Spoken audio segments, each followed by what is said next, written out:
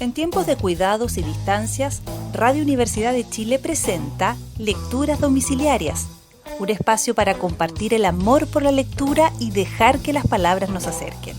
Patricio López y Antonella Esteves les presentan poemas y cuentos de la literatura chilena y universal para acompañar esta cuarentena.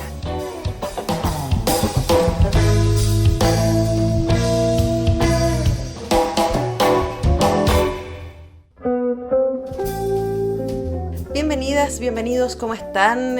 Soy Antonella Esteves y les saludo en este nuevo espacio de Radio Universidad de Chile, en donde queremos acompañarles en estos momentos tan raros, ¿cierto?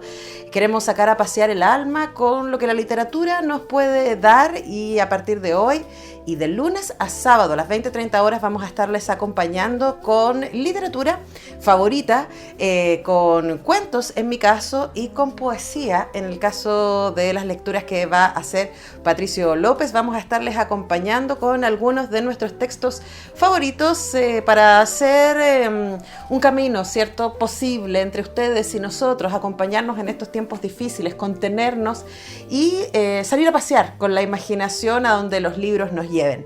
Y es así como voy a dar la partida con uno de mis libros de cuentos favoritos.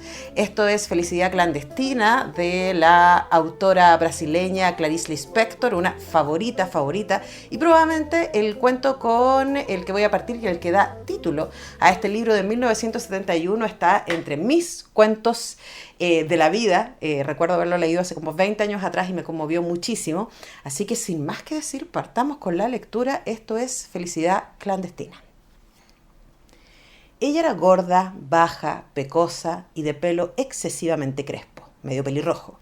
Tenía un busto enorme, mientras que todas nosotras todavía éramos planas. Como si no fuese suficiente, por encima del pecho se llenaba de caramelos los dos bolsillos de la blusa.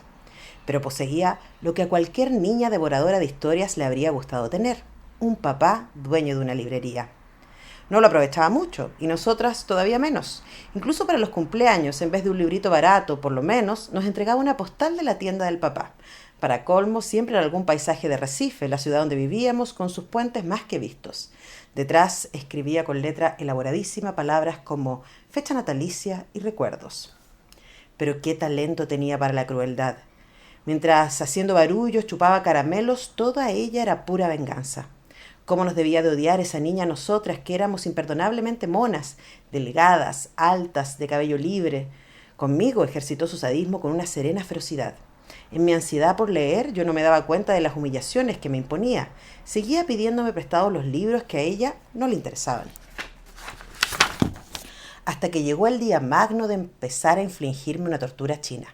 Como por casualidad me informó que tenía El reinado de Naricita, de Monteiro Lobato.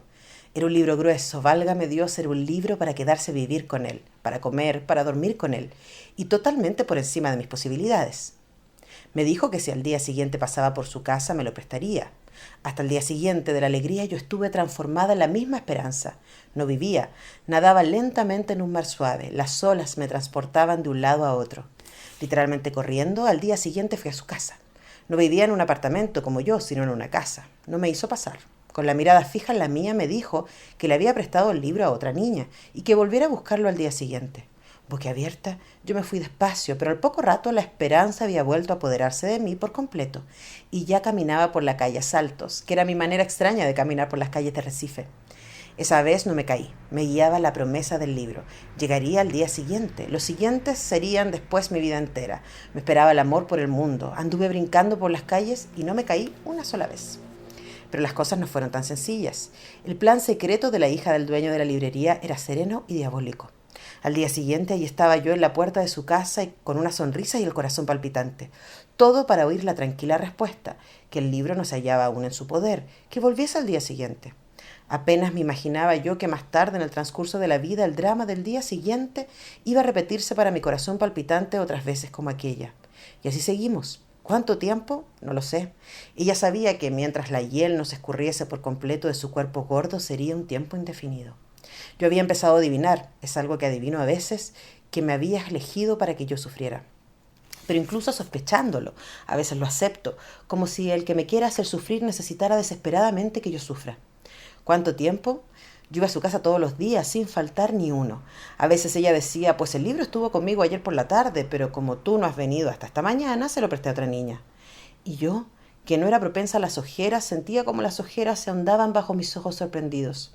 Hasta que un día, cuando yo estaba en la puerta de la casa de ella, oyendo silenciosa, humildemente su negativa, apareció la mamá. Debía de extrañarle la presencia muda y cotidiana de esa niña en la puerta de su casa. Nos pidió explicaciones a las dos. Hubo una confusión silenciosa, entrecortada de palabras poco aclaratorias. A la señora le resultaba cada vez más extraño el hecho de no entender. Hasta que esa mamá buena entendió al fin. Se volvió hacia la hija y con enorme sorpresa exclamó: «Pero si ese libro no ha salido nunca de la casa y tú ni siquiera quisiste leerlo». Y lo peor para esa mujer no era el descubrimiento de lo que pasaba. Debía de ser el horrorizado descubrimiento de la hija que tenía. Nos observaba en silencio, la potencia de la perversidad de su hija desconocida, la niña rubia de pie ante la puerta, exhausta al viento de las calles de Recife. Fue entonces cuando, recobrándose al fin, firme y serena, le ordenó a su hija: «Vas a prestar ahora mismo ese libro, y a mí, y tú te quedas con el libro todo el tiempo que quieras. ¿Entendido?». Eso era más valioso que si me hubiesen regalado el libro. El tiempo que quieras es todo lo que una persona, grande o pequeña, puede tener la osadía de querer. ¿Cómo contar lo que siguió? Yo estaba atontada y fue así como recibí el libro en la mano. Creo que no dije nada. Tomé el libro. No partí brincando como siempre. Me fui caminando muy despacio. Sé que sostenía el grueso libro con las dos manos apretándola contra el pecho. Poco importa también cuánto tardé en llegar a casa. Tenía el pecho caliente, el corazón pensativo. Al llegar a casa no empecé a leer. Simulaba que no lo tenía, únicamente para sentir después el sobresalto de tenerlo. Horas más tarde lo abrí. Leí unas líneas maravillosas, volví a cerrarlo. Me fui a pasear por la casa, lo postergué más aún yendo a comer pan con mantequilla. Fingí no saber dónde había guardado el libro. Lo encontraba, lo abría unos instantes. Creaba los obstáculos más falsos para esa cosa clandestina que era la felicidad. Para mí, la felicidad siempre habría de ser clandestina. Era como si ya lo presintiera. ¿Cuánto me demoré? Vivía en el aire, había en mí orgullo y pudor. Yo era una reina delicada. A veces me sentaba en la hamaca para balancearme con el libro abierto en el regazo, sin tocarlo, en un éxtasis purísimo. Ya no era una niña, era una mujer con su amante.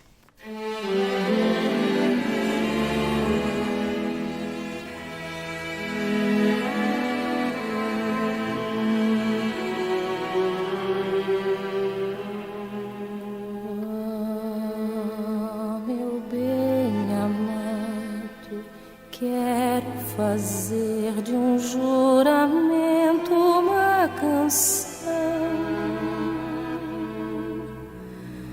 Eu prometo por toda a minha vida ser somente tua e amar-te como nunca ninguém jamais.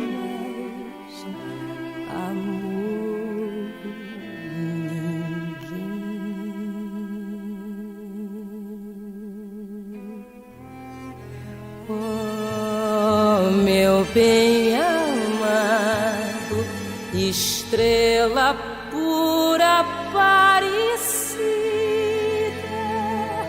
eu te amo e te procuro,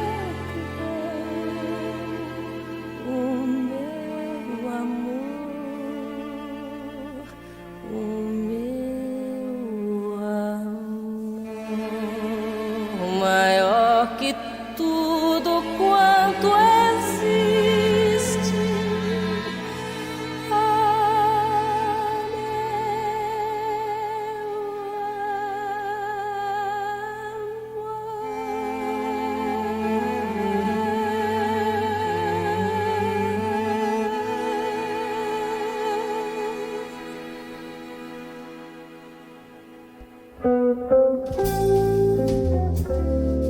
Lecturas domiciliarias, un espacio para compartir el amor por la lectura y dejar que las palabras nos acerquen.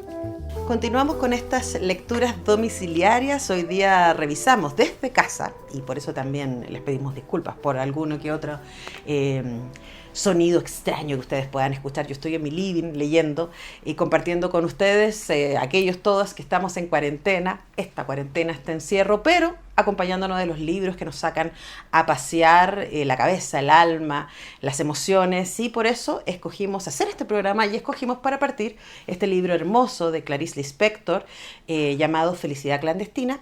Y ahora les voy a leer el cuento Perdonando a Dios.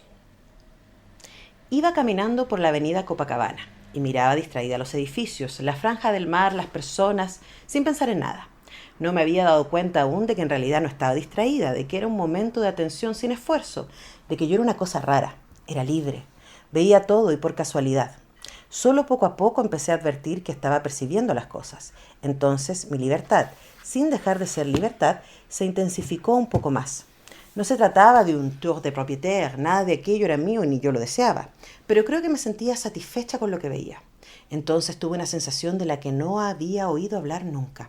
Por puro cariño me sentí madre de Dios, que era la tierra, el mundo. Por puro cariño, así de simple, sin prepotencia ni gloria alguna, sin el menor sentimiento de superioridad o igualdad. Yo era, por cariño, la madre de lo que existe.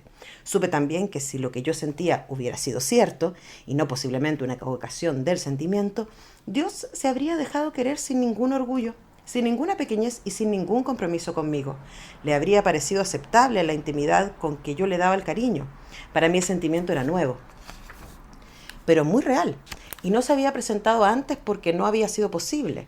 Sé que se ama lo que Dios es, con amor grave, con amor solemne, con respeto, miedo, reverencia. Pero nunca me habían hablado de sentir por él un cariño maternal. Y así, como mi cariño por un hijo no lo reduce, incluso lo agranda, ser madre del mundo no hacía mi amor menos libre. Y fue entonces cuando casi pisé una enorme rata muerta. En menos de un segundo estaba erizada por el terror de vivir. En menos de un segundo estallaba entera de pánico y controlaba como podía mi grito más profundo. Corriendo casi de miedo, ciega entre la gente, acabé en la otra manzana recargada en un poste, cerrando violentamente los ojos que no querían ver más. Pero la imagen se filtraba por los párpados. Una gran rata rubia, de enorme cola, con las patas aplastadas y muerta, quieta, rubia. Tengo miedo desmesurado a las ratas. Toda estremecida logré seguir viviendo. Seguí caminando perpleja con la boca infantilizada por la sorpresa. Intenté cortar la conexión entre los dos hechos, lo que había sentido minutos antes y la rata, pero era inútil. Los vinculaba por lo menos la contigüidad, y lógicamente ambos hechos tenían un nexo. Me horrorizaba que una rata hubiese sido mi contrapunto, y de pronto me invadió la rebeldía. Entonces, ¿yo no podía entregarme desprevenida al amor? ¿Qué quería Dios hacerme recordar? No soy de esas personas que necesitan que les recuerden que dentro de todo hay sangre. No solo no olvido la sangre de dentro, sino que la admito y la quiero. Soy demasiado la sangre como para olvidar la sangre. Y para mí la palabra espiritual no tiene sentido, ni tampoco la palabra terrena tiene sentido. No hacía falta arrojarme una rata a la cara desnuda. No en ese instante. Bien se podría haber tenido en cuenta el pavor que me alucina y persigue desde pequeña. Las ratas ya se habían reído de mí. En el pasado del mundo las ratas ya me habían devorado con impaciencia y con rabia. Pero entonces, ¿era así? Yo andando por el mundo sin pedir nada, sin necesitar nada, amando con puro amor inocente. ¿Y Dios que me muestra su rata? La grosería de Dios me hería y me insultaba. Dios era un bruto. Mientras caminaba con el corazón cerrado sentía una decepción tan inconsolable como solo había sentido cuando niña. Seguí caminando, trataba de olvidar, pero solo se me ocurría vengarme. Pero, ¿qué venganza podría tomarme yo contra un Dios todopoderoso? Con un Dios que hasta con una rata aplastada podría aplastarme. La mía era una vulnerabilidad de criatura sola. En mi deseo de venganza no podía siquiera enfrentarme con él porque no tenía ni idea dónde estaba. ¿Cuál sería la cosa donde él estaría y más que yo, mirándola con rabia, fuese capaz de ver? ¿En la rata? ¿En aquella ventana? ¿En las piedras del suelo? Era en mí en donde él ya no estaba. Era en mí en donde ya no lo veía. Entonces se me ocurrió la venganza de los débiles. Ah, ¿sí? Pues entonces en vez de guardarme el secreto lo contaré. Sé que entrar en la intimidad de alguien y después contar los secretos es innoble, pero yo voy a contar. No cuentes, aunque solo sea por cariño, no cuentes, guárdate para ti sola las miserias de Dios. Sí, voy a contar, voy a difundir lo que me pasó, esta vez no se va a quedar así, voy a contar lo que él hizo, voy a arruinarle la reputación. Pero lo mejor fue porque el mundo mismo es rata, y porque para la rata había pensado yo que también estaba preparada, porque me imaginaba más fuerte, porque hacía del amor un cálculo matemático equivocado, pensaba que sumando las comprensiones amaba. No sabía que sumando las incomprensiones es como se ama verdaderamente, porque solo por haber sentido cariño pensé que amar era fácil y porque rechacé el amor solemne sin comprender que la solemnidad ritualiza la incomprensión y la transforma en ofrenda.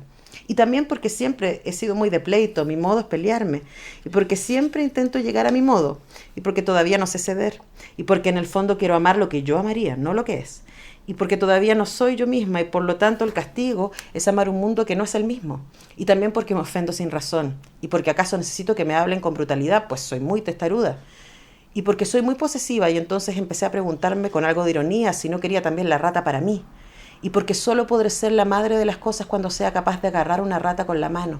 Sé que nunca podré agarrar una rata sin morir de mi peor muerte. Usé yo entonces el Magnificat que se entona ciega sobre aquello que no se conoce ni se ve.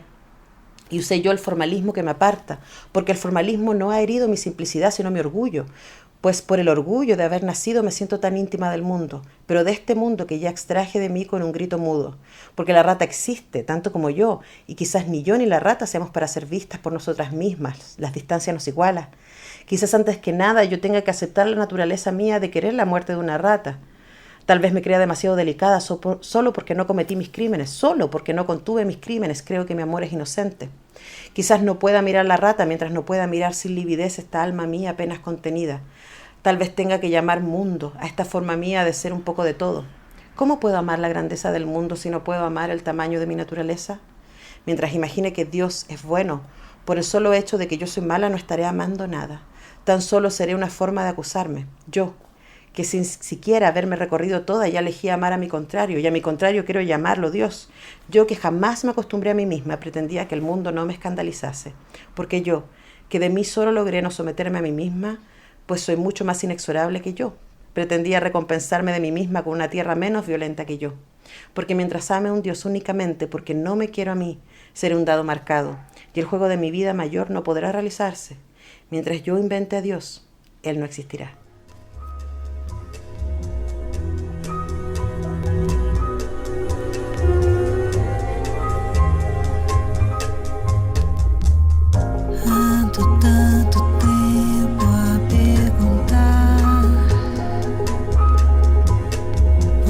Esperar tanto assim de alguém, percorrendo espaços no mesmo lugar. Não sei há quanto tempo estou a te buscar. Num segundo eu vou, sabendo e percebendo seu sabor, sem ter medo estou correndo contra o vento sem nenhum rancor. Ando tanto tempo a perguntar: por que esperar tanto assim de alguém? Sem saber, sem qualquer medo de ver, sem saber, sem qualquer medo de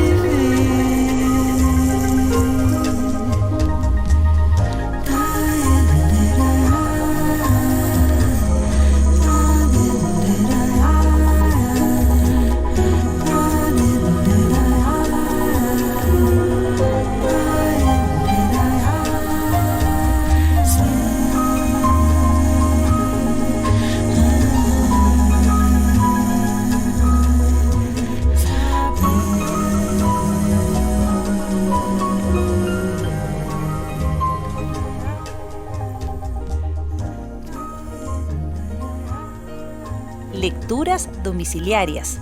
un espacio para compartir el amor por la lectura y dejar que las palabras nos acerquen.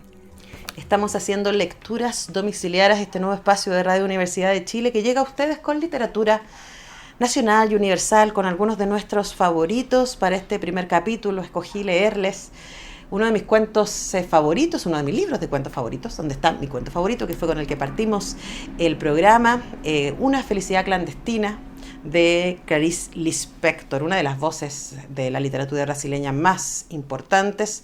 Claramente una mujer que nos estremece con sus palabras. Para cerrar voy a leer un cuento más que se llama Una esperanza.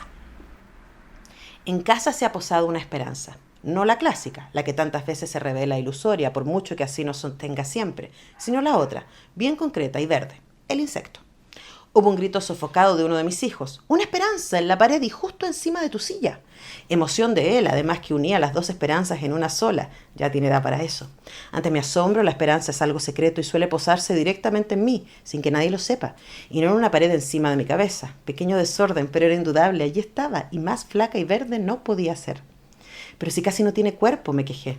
Solo tiene alma, explicó mi hijo, y como los hijos son para nosotros una sorpresa, descubrí sorprendida que hablaba por las dos esperanzas. Por entre los cuadros de la pared, ella caminaba despacio sobre los hilos tenues de sus largas patas. 3 veces obstinada, intentó salir entre 2 cuadros. 3 veces tuvo que desandar el camino. Le costaba aprender. Es tontita, comentó el niño. De eso yo sé bastante, respondí un poco trágica. Ahora busca otro camino. Mira, pobre, cómo titubea. Ya lo sé, así es. Parece que las esperanzas no tienen ojos, mamá. Se guían con las antenas.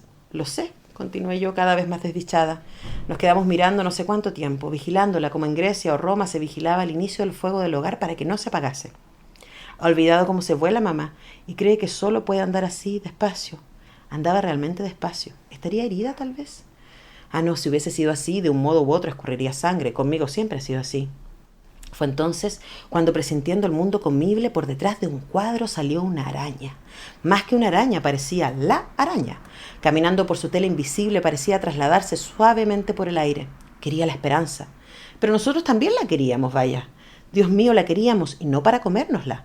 Mi hijo fue a buscar la escoba. Yo, débilmente confundida, sin saber si desgraciadamente había llegado la hora segura de perder la esperanza, dije: es que no se matan las arañas, me han dicho que trae buena suerte. Pero esta va a matar a la esperanza, respondió mi hijo con ferocidad.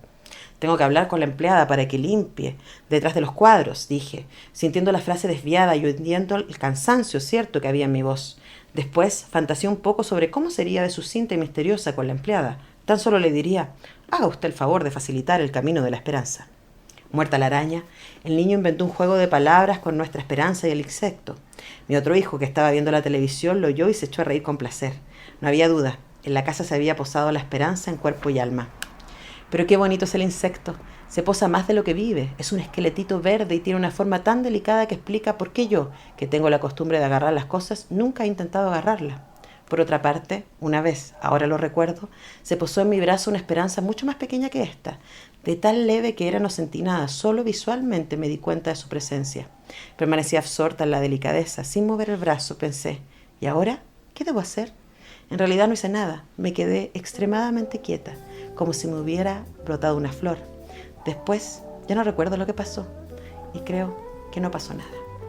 Una esperanza de Clarice Lispector cierra estas lecturas domiciliarias de hoy. Hasta acá dejamos la lectura de hoy. Pronto volvemos con nuevas palabras para mantenernos cerca a pesar de las distancias.